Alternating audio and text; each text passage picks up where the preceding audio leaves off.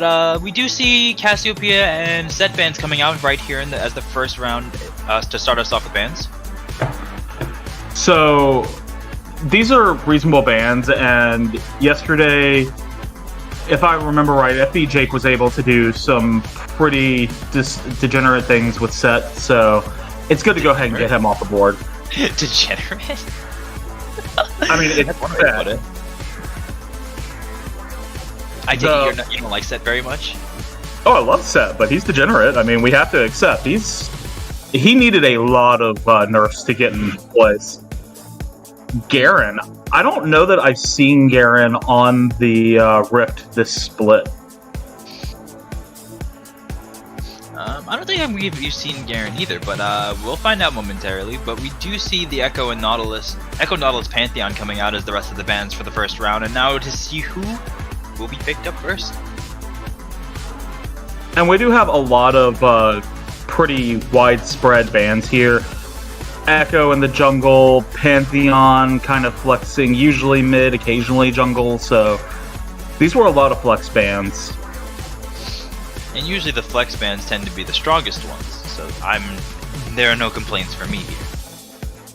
I mean, all day long, really all weekend long, we've seen some really weird and interesting team comps. These teams have really been stretching what they can do with their teams, so you gotta watch out for the weird stuff and the flex picks especially right now.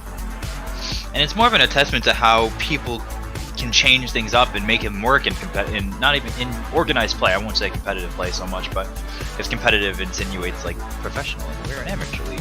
But it doesn't take away from the fact that in organized play that you still can't take something that's not meta, something that's not normal or natural, and turn it into something that becomes really, really powerful. So speaking of powerful, Lulu and Ashe are such a great bottom lane pick, especially when, Ashe gets the focus up and just starts firing off tons of shots with the Lulu buff on. It can be great. So I love that bottom lane. It hits really hard, so I mean, I'm with it. Especially with the amount of attack speed that Ashe usually builds. It just synergizes. I think Lulu honestly just synergizes with every champion in the game. I feel like she's more of those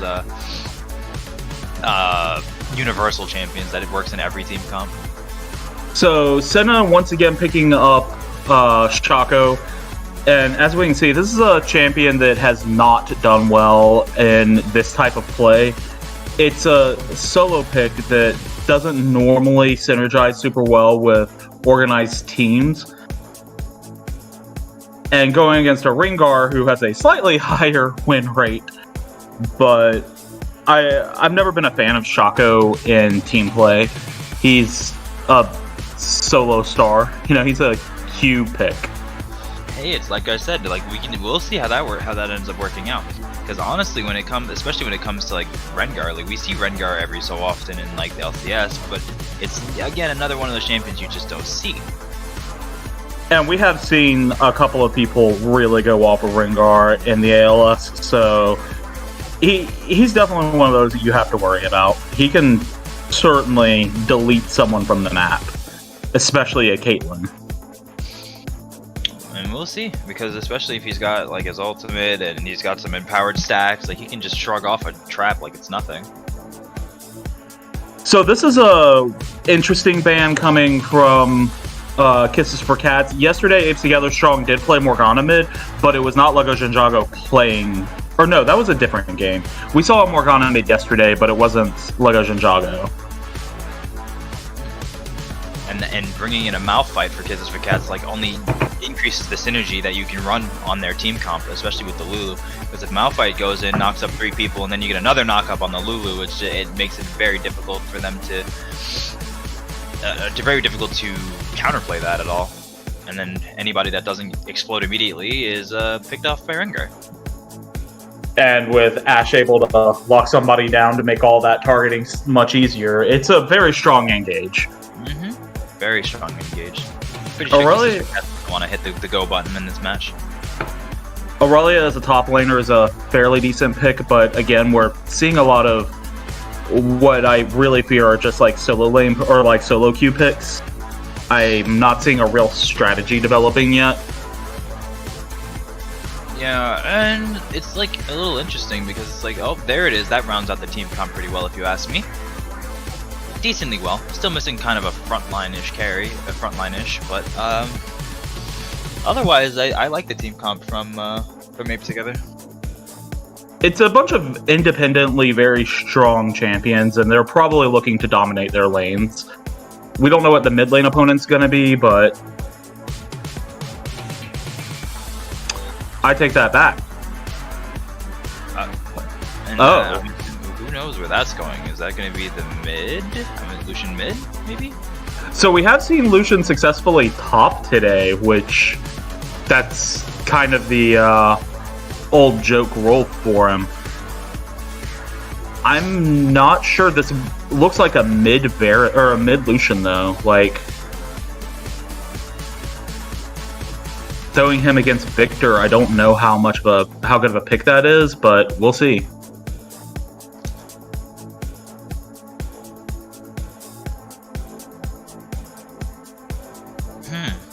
I don't know, but I like these comps, honestly.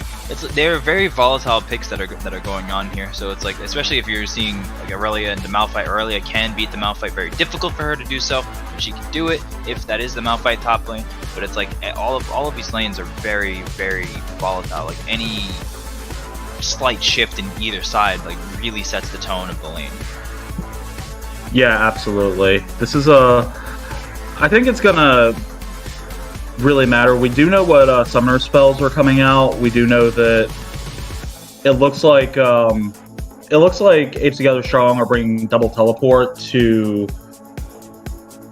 but Tanamo is going to be rocking an ignite rather than a teleport to get around lanes. So I like the overall idea of what Apes Together Strong is trying to pull here.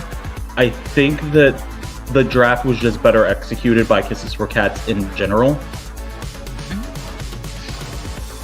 They have the better team fight. They have a stronger engage. Like they have a ton of powerful engage. Hi, dog.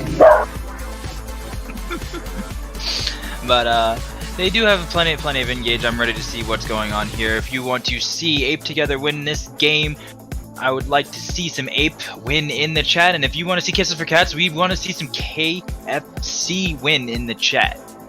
Very much love interacting with Twitch chat. You guys are great. Yeah, absolutely. I think I'm leaning towards Kisses for Cats on this one, but I really want to see that number on the right side rise for Apes Together Strong. I'm hopeful for them. I just don't know if it's going to be the game. Well, you know how I am. Well, not you, but others know how I am, where I don't like rooting for the team that's supposed to win, quote unquote. So I'm going with Ape Together Strong. Had planned that from the beginning. I like rooting for the underdog.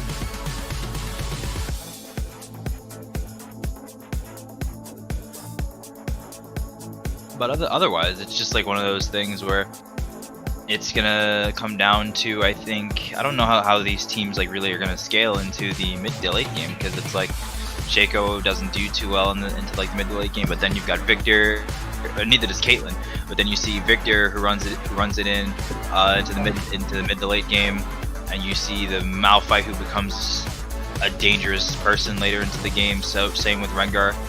Lulu Ashe is a solid scaling lane.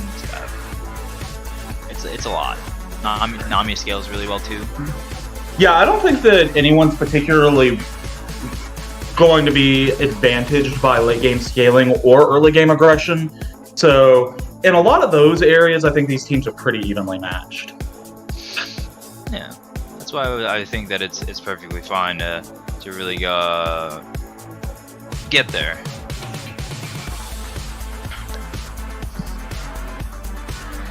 All right, so we are going in now, and we'll be able to check some of these runes now.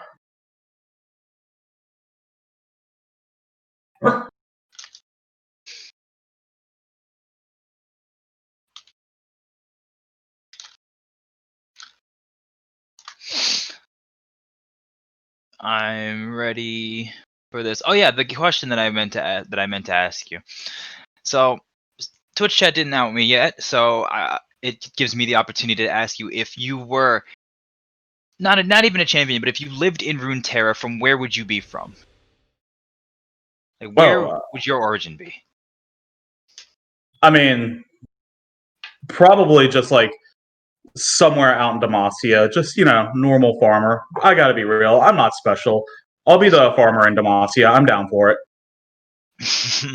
That's fine, and it's not. There's nothing wrong with that either.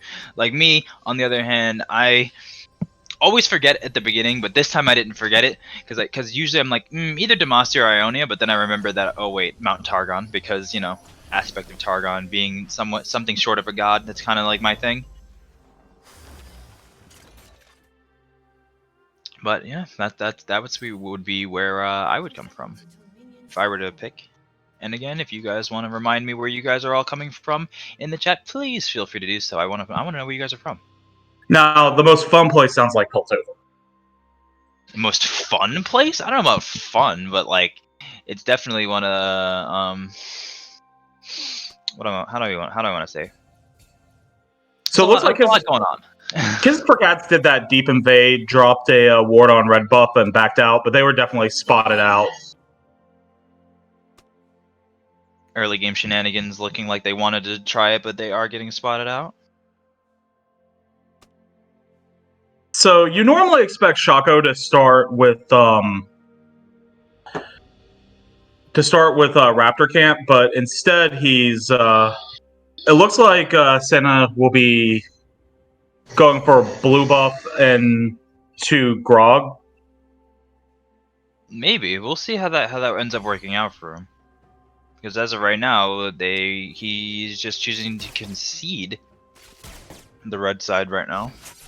Whether or not he'll be able to get back to it is another question, but just what it looks like for now. But otherwise, there's nothing really out of the ordinary that I saw from champs. Like nothing as far as like weird keystones, weird summoner spells, nothing like that. No, it looked fairly normal. I'm a little saddened to not see a spellbook, but that'll be fine. A spellbook on who though? Fair, Victor. Oh yeah, spellbook Victor. I forgot that was a thing that was running around for a while. Some quick early trading going on in the mid lane. Tanamo putting on the early pressure on Lego Jinjago. I think that's something that a Lucian is able to do fairly efficiently. He needs to be the lane bully no matter where he's at, so this is a good it's good to try and chase your opponent off.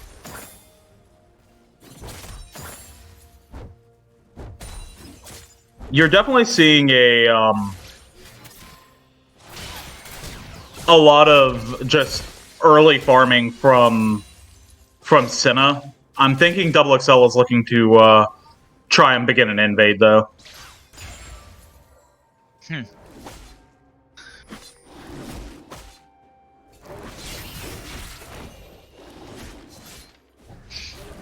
he looks like he was pretty successful at it.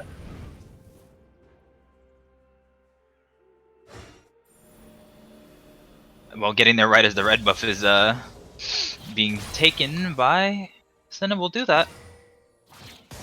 Yeah, Shaco, like, early on, he's known for being, like, such a super lane ganker, but probably not the best duelist at, like, level 2 or level 3 to a full health Ringar coming at you. Also kind of just lacking in the early game pressure. Like, he really needs his level 3 and all of his abilities to really get it together. And his cooldowns were definitely down at the time. Oh yeah, like he had just used them on the red buff.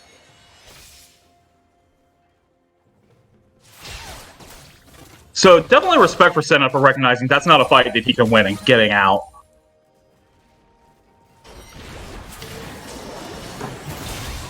But Double XL has definitely been able to get super far ahead in farm.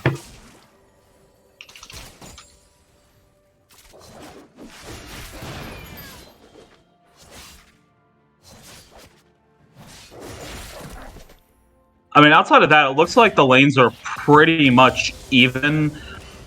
There's a little bit of advantage to FB Jake in top lane, but Kevin 7600 is just gonna farm up while the Aurelia is away.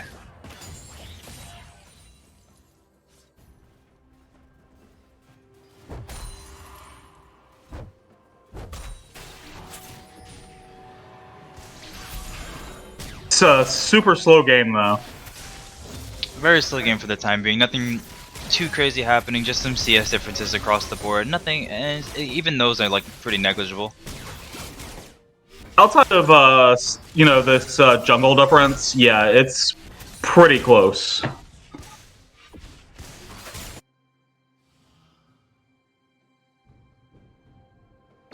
Kevin just used the last charge of his corrupting potion, so I would expect him to have to back off soon.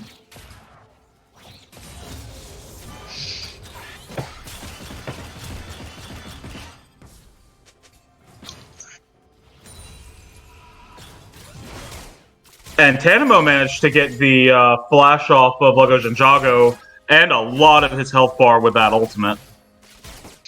The culling is a powerful ability. You can use it to push waves. You can use it to really decimate champions. It's a multi-purpose tool that does really well, especially in the mid lane where he's getting the solo XP to really push that aggression. Because Lucian likes to really be aggressive early into the game.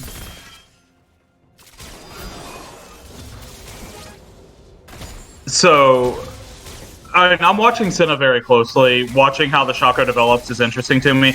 He's still a level behind. As Double XL attempts this gank, though.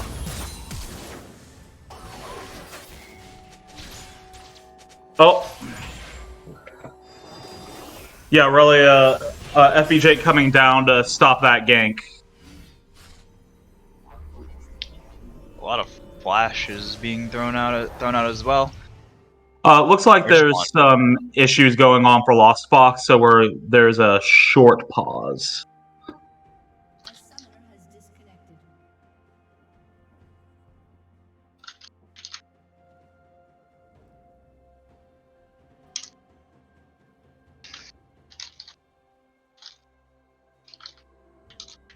Alright, so we're going to be waiting for just a minute while we wait for everything to catch back up. Where Lost Fox was having some kind of issues, had to disconnect and reconnect. Hopefully we'll have this game going again in just a moment. It looks like we'll get there in a minute or so. But otherwise, it's like again, like the state of the match is wild. Rift Herald is spawning in another minute. The dragon is up and available if things are to go any shift in the bot lane right now with the way that they're positioned. Now, it is important to note, like, you can see where everything froze. Senna and Double XL are both right here. Senna looks like he's setting up for a jungle gank, which when you have that Drake up and ready, it can be a little scary. A bit, and although FB Jake also opting for the Vamp Scepter first, which means that we're probably going to see a Blade of the Ruined King Aurelia this game. That seems like probably the best item to go for. I mean, I'm not opposed to the Bork Black Cleaver build. Yeah, that's fair enough. I mean, against the Malphite, the Black Cleaver is pretty important, but, you know, lane sustain is really worthwhile early on.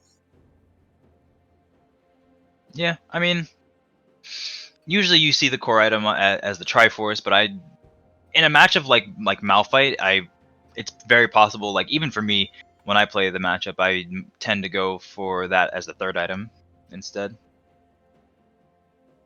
I think, you know, that the raw power of Blade of the Ruined King is so high right now. It's warped metas. I mean, it's one of the items that really pushed Ashe back to the forefront as well. Yeah, Ashe is pretty strong because she builds that item. Like even if it's not like her first item, she usually builds it as her third item, third third or fourth item depending on like how the game is developing.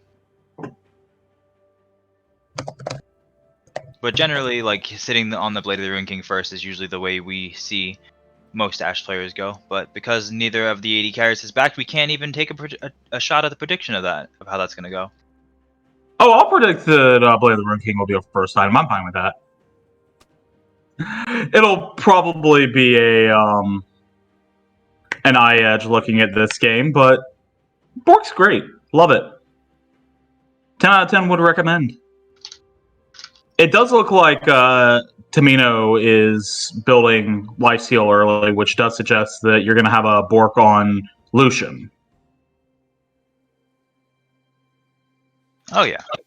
Seeing, and even on the Blade of the Ruined King Lucian, like it's kind of like I figured it as to be an essential item on him because of how easy it is for him to kite with it. Yeah, definitely. Like I feel Bork Essence Reaver is probably one of his best builds into an IE, maybe. That's the way I do it. Unless he needs more of that tank shred, which again is another Bork Black Cleaver Essence Reaver thing. Yeah, you have options on Lucian, and I like that. So I think we're trying to get some updates, but we're still waiting on Lost Fox to return to game. I'm not sure what the official rule is on like how long we have to pause the game.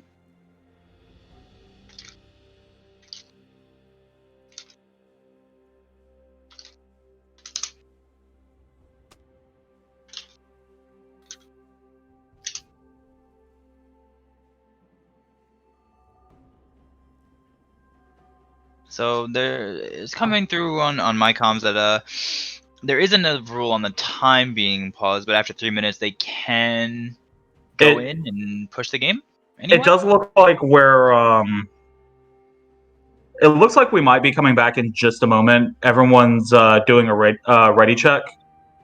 So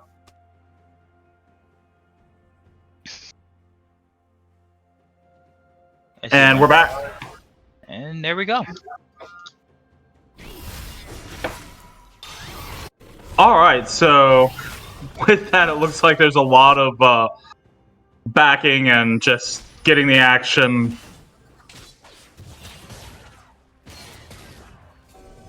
We do see Caitlyn building an early. Well, I want to say 7 minutes isn't necessarily early, but a BF sword coming out as early as I think Lost Fox was able to do it.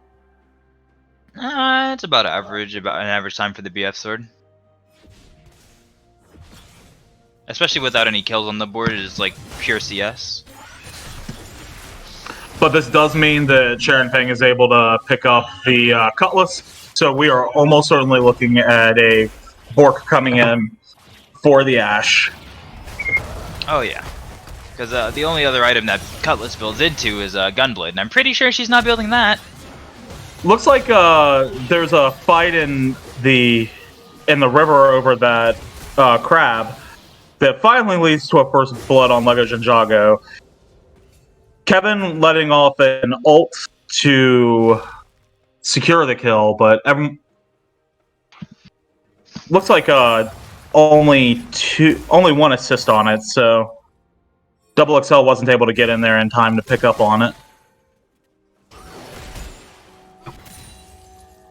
Of note, you now have a 2-level difference between Senna and Double XL. Senna just picking up level 5.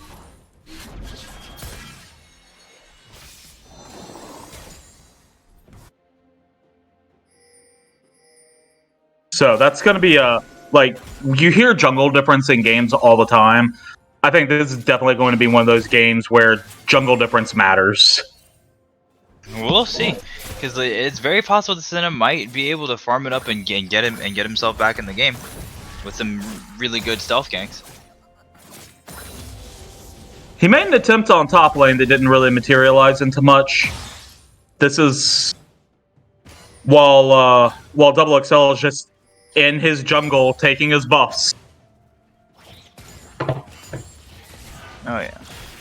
And Senna up in the top side trying to gank a pushed up lane. I don't know if they were intending to go for a dive or something, but it seems to be just like a lot of wasted time, which gives Double XL, like you said, even more time to just go in and take another red buff away from him. Probably might go for the Krugs. Yeah, if you know where your opposing jungler is and you know you have that kind of time, you might as well take his most valuable camps. And Double XL is like really trying to like push something down here in the bot lane, like not even like opting to I was gonna say not even opting to burn his empowered attack, but he can triple Q here if done right. So Double XL is looking for it. Still there it waiting is. out. Nope, only got 1 Q off there instead of 3. You know, in all the trades that keep happening, it does look like Kiss for Cat's bottom lanes are taking the worst of it. Flash, like all of the summoner spells blown in that fight there. Double XL is here to help the Lego Ninjago situation, but uses the culling rather to see if he can find Senna there, but does not do so. Double XL manages to secure that Red Drake with everything else going on. These are the advantages that you're going to be seeing. It looks like Sharon Fang and having a harder time in bottom lane than maybe he'd like.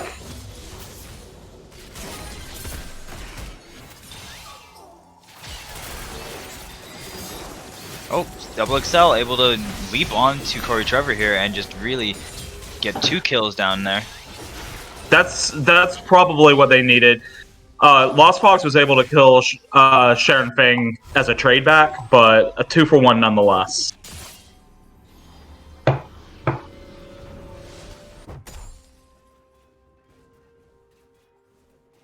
There's about a 20 CS difference in top lane. You tend to expect that. Aurelia is such a lane bully, and Malphite's just there to survive it. But I think we're going to start seeing a turn in that lane before much longer. Once Aurelia finishes the Blade of the Ruined King, it's going to be a very good instance for him. But yeah, absolutely. Funny enough, Kevin opted to go for the Swiftness boots rather than a defensive boot. Well, Swiftness boots are a defensive boot when you're worried about slows. But yeah, he's not getting just pure tenacity.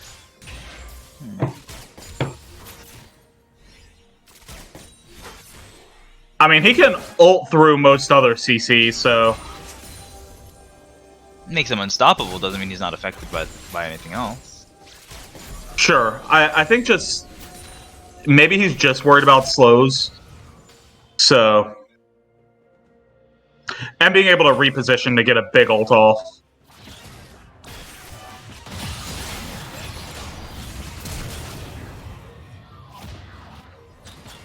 He did put a lot of damage down on FB Jake, though.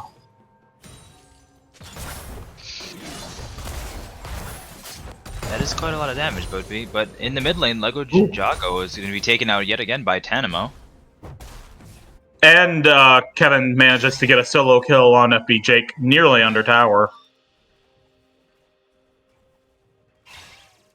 This is starting to, like, this top lane and this middle lane are definitely moving in the favor of Kisses for Cats. Oh, Sharon Fang gets a beautiful ult off on Corey Trevor.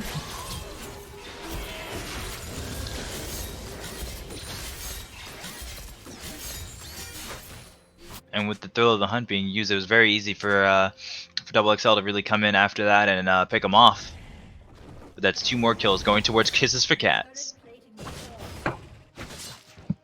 Yeah, this is starting to look really bad for Apes Together Strong. They're losing pretty much every lane. And their jungle is decidedly behind, only just recently hitting level 6. Definitely down 3 levels at this point, and not looking great at all for them. Yeah, it's it looks like just Kisses for Cats are shredding turret plates right when they fall off. That's a lot. That was a lot of tower plates that they got. Because they had 3, like what, 2 in the top lane, 3 in the mid lane, and 4 in the bot, or 3 in the bot lane, something like that. Simic comes in for a gank on top lane and manages to get a lot of damage on Kevin, but Unable to find that kill. Double XL was able to come in from behind and just protect his top laner. It looks like he's not done either. No. Tenemo is dominating this middle lane. That's just his third just solo kill.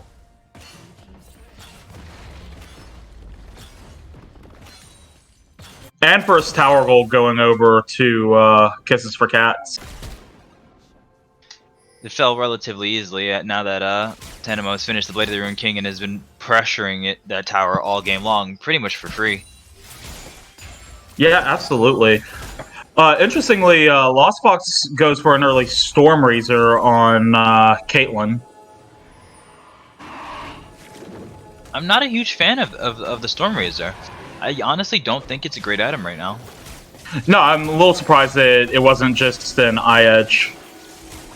But this is giving this downtime is giving Apes Together Strong time to try and sneak in a dragon. But they will be spotted up by the Hawk Shot, so who knows if they'll actually be able to get it. It seems as though they will, opting not to try to contest them there. No, and we do find out this is going to be a Cloud Drake map, so turns out pressuring Dragon probably not quite as important as the other objectives. Double XL using the thrill of the hunt, spotting out Corey Trevor here, is gonna go, tries to go for it. Enchanted Crystal Arrow, forcing out the flash from Corey Trevor and barely escaping all of the CC and damage that they could have had. But Double XL looking to pick up Senna here, and definitely will after hitting that empowered root. Yeah, there's it looks like almost all of Kisses for Cats was just in the jungle hunting for Shaco. Yeah, hitting that empowered Ebola strike is something. Oh, able to land that, lands another big Ebola strike, and that's just 5 champions of Kisses for Cats down here to really come down and take this tower, as well as pick up the 2 kills on Lost Fox and Corey Trevor. Absolutely. We now have just 2 towers down for Apes Together Strong.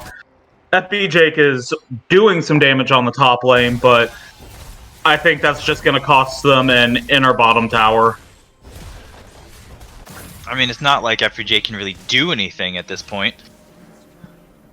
No, absolutely not. Not having teleport up either. This is just an easy push. Oh? Corey Trevor using his ult to try and catch up and does manage to land a Lulu with a bubble. But Double XL is right there, ready to jump into the middle of it. Oof! Double XL flashing to try to get the empowered Ebola strike, but it looks like a Shaco box is gonna eat it. So across Doesn't even matter. all of the lanes, including a triple kill on Double XL, that is an ace. I gotta say, you know, you should definitely be able to turn this into something.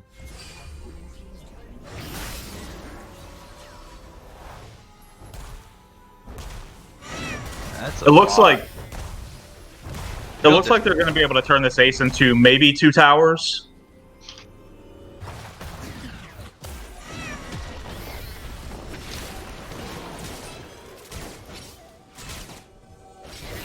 Wow, just Corey Trevor getting eaten alive.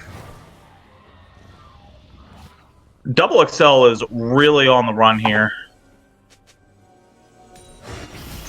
As Sharon Fang's Crystal Arrow flies wide out and doesn't seem to get close to anything. Dragon coming up in another 2 minutes. We're approaching the 3rd dragon of the game, and it is a Cloud Dragon, which means it's going to be even easier for Double XL to really run around the jungle, and with the increased move speed of the Cloud Rift. You know, we're talking about a 14k gold difference at 19 minutes. I think it's time to just make a play to end this game. you have enough. You're far enough ahead, and you have the power in this team. Don't spend too much time on it. I mean, they are looking towards the Rift Herald, so... For a minute there, I thought that they were just going for a Baron. I didn't realize for when they were walking that way that it wasn't even 20 minutes yet. Being able to pick up a Rift Herald with like 40 seconds left on it and shove it into an inhibitor tower, that's going to be a real good feeling. Oh yeah. I'm going to be surprised if they don't try to... With the way that the Malphite... With Kevin's Malphite right now, with having 2 completed armor items with a Sunfire Cape and a Thorn Mail, I wouldn't be surprised to see an early Baron on top of that. Wow, Double XL seems to have just a one-shot Senna. But Tanamo is caught out, and they get a shutdown worth 700 gold off of him. Just walking in the middle of 4 members of Apes Together Strong. That's a mistake that they need to avoid making again. That was Ape Together Strong's second kill of the game, though. Mm-hmm. And they seem to be trying. They're trying to find their footing, but it's like every time they find their footing, just like that, Double XL is there once again to just one-shot Lost Fox. He is literally everywhere. Sharon Fang didn't just fire an ult off into nothing again, so that's unfortunate, but Shelly was able to connect to an inhibitor tower. Oh my god. And now Shelly gets to connect with an inhibitor.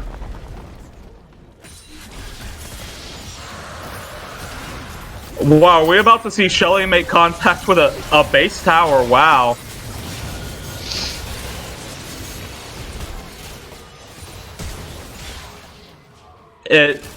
It looks like it took a couple of ultimates, but Kisses for Cats were able to get a double or triple kill while only losing Sharon Fang. While all that was going on, though, Double XL snuck a Cloud Drake in. The extra 10% off the ultimate is huge, especially when you've got long ultimates like the Crystal Arrow, the Culling, and the Unstoppable Force. It's so much. It's like that's a lot. It'll definitely be nice for him, that's for sure. Honestly, Double XL is just up in their face, like not caring at all. He's got the empowered, so it's like even if he gets CC'd or takes a little bit of damage, he can heal pretty much all of it back and cleanse it because the enhanced battle roar does that, and that's fun and interactive, fair and balanced. I mean, the only non-boot defensive item that Apes Together Strong has built so far is a Wit's End, so nobody has any armor to stop this lethality build. Nope, not a shred. And they are shredding Baron now. Pretty much undetected. Doesn't look like there's any blue vision going there, so outside of some particle effects they're able to see, this was a secret Baron. I did say that we were going to see an early one from them. Even without Kevin in there, they were able to do it. Yeah, I don't know if Kevin would have really contributed that much to it when you have double Blade of the Rune King melting Baron. Yeah, you do. You do still get a lot of value out of it, because remember, if Baron is targeted to you, you do, I think it's what, 30% reduced damage? So it's also like pretty crazy to see that Kevin is now stacking a Magi Soul Stealer. That starts out here with 10 stacks already, so we've already got above the threshold for the Dread, or the 10% move speed, which means he can really move around the map. Yeah, he's absolutely going to be everywhere that he needs to be. But no flash available. Oh, he has his ult. That's close enough to a flash, isn't it? Yeah. I'm saying so he can't like flash ult. Yeah, absolutely. And you'll also notice, trinkets-wise, you're starting to see a lot of Oracle lenses being picked up, a lot of vision, or a lot of Farsights. So we're getting into a game where they're just clearing out opponent vision.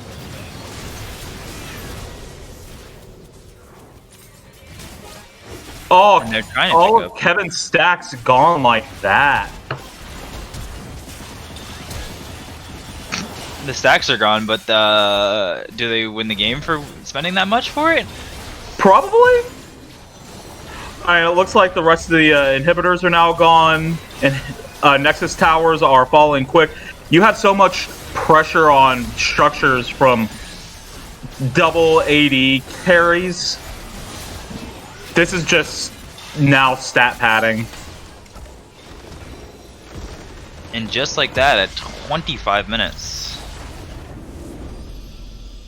It's not the quickest kill on Apes Together Strong, but Kisses for Cats definitely demonstrated individual lane dominance, especially in top and mid lane, as well as the jungle. Yeah, there was, and it was just like once they got their lead, they just took it and keep pressing it and pressing it and pressing it until they were able to just control the entire map with it. You look at the damage charts, and the only person, like, outside of support, everyone on Kisses for Cats outdamaged everyone on Apes Together Strong. And by a sizable margin. Yeah, just hands down, it was a pretty cut and clean game. Nothing really to go off on about, but that'll do it for this game. Yeah, absolutely. It was I've got to give it to Lost Fox and Corey Trevor. They put up a very strong early game. I think just outside of those lanes, though, raw talent was the story there. So I've got to say, Kisses for Cats definitely showing that they belong in the upper tiers of the pack. Yep. And now we are gonna cut to a quick break. We do have on our last game of the day of the Ascendant League series, we do have Glacial Rising Phoenix against Julia Duck to finish off our explosive weekend of matches from the league. Well, I've been Jeff the Magic Goat. And you've got Brown on him here on the side.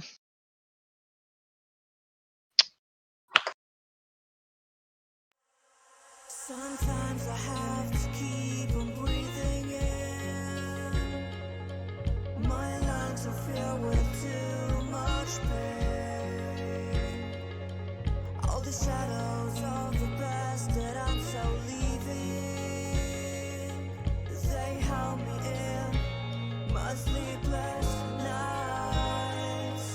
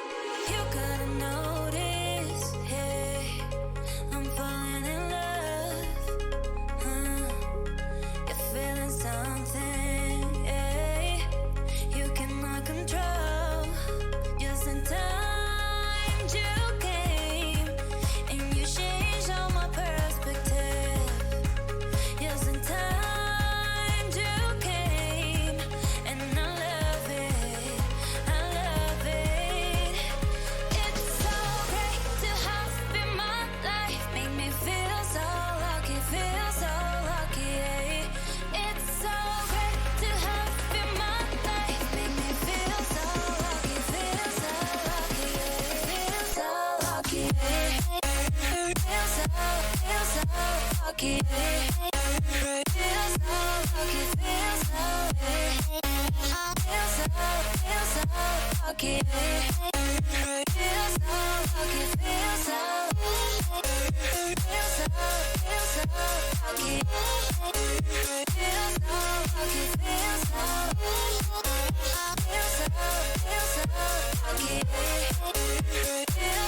lucky, feel so lucky. You gotta notice, hey, I'm falling in love. You're feeling something, hey, you cannot control. Just in time you came, and you changed all my perspective. Just in time you came, and I love it, I love it. It's so great to have you in my life, make me feel so lucky, feel so lucky. It's so great to have you in my life, make me feel so lucky, feel so lucky, feel so lucky. Feel so lucky. Feel so lucky, feel so lucky. Feel so lucky, feel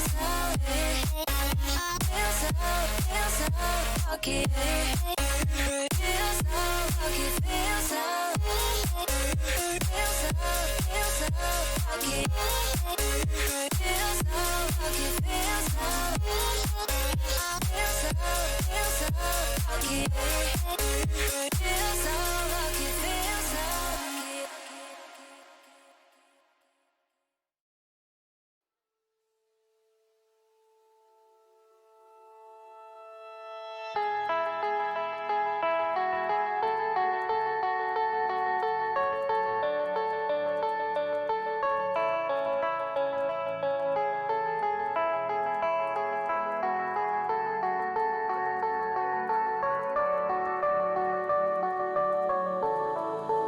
Heard them say our best days pass us by, and most long for a place that they never find. I'm afraid I wake up when I die, and it is too late to climb any mountain. Time is of the essence, the blood running through our core. It's best to not feel sorry when it's over. I will be the greatest that you've ever seen before, and I'll stay eternal.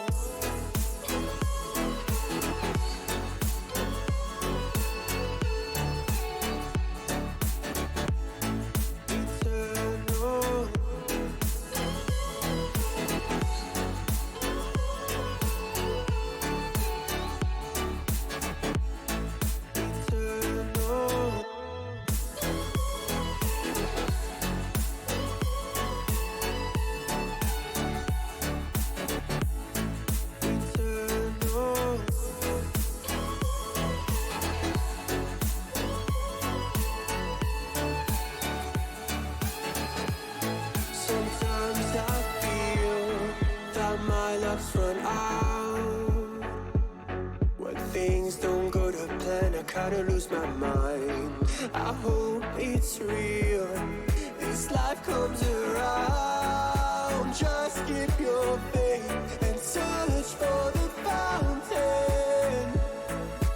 Time is of the essence, the blood running through our core. It's best to not feel sorry when it's over. I will be the greatest that you've ever seen before, and I'll stay eternal.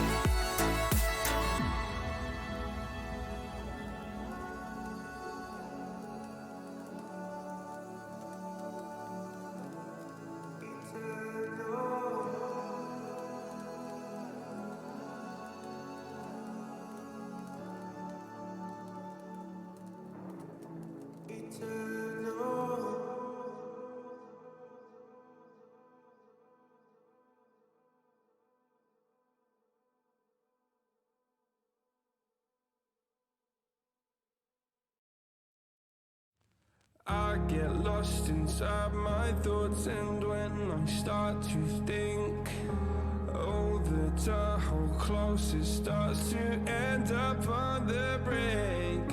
I tried so hard, but all these scars, they cut so deep, I bleed. I fell so fast from heaven, it's like someone clipped my wings. Now I'm falling, and I can't see the ground. Can we stop this gravity? It keeps bringing me down. I can't breathe, and I don't wanna die. Can we stop this gravity? 'Cause I don't wanna say goodbye.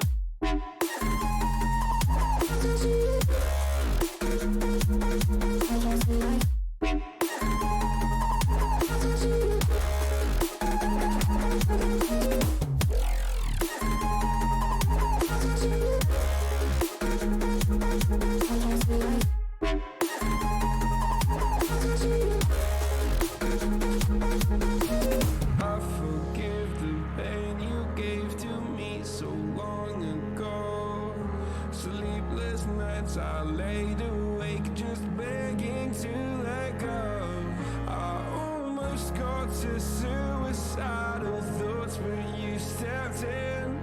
An angel sent from heaven showed me.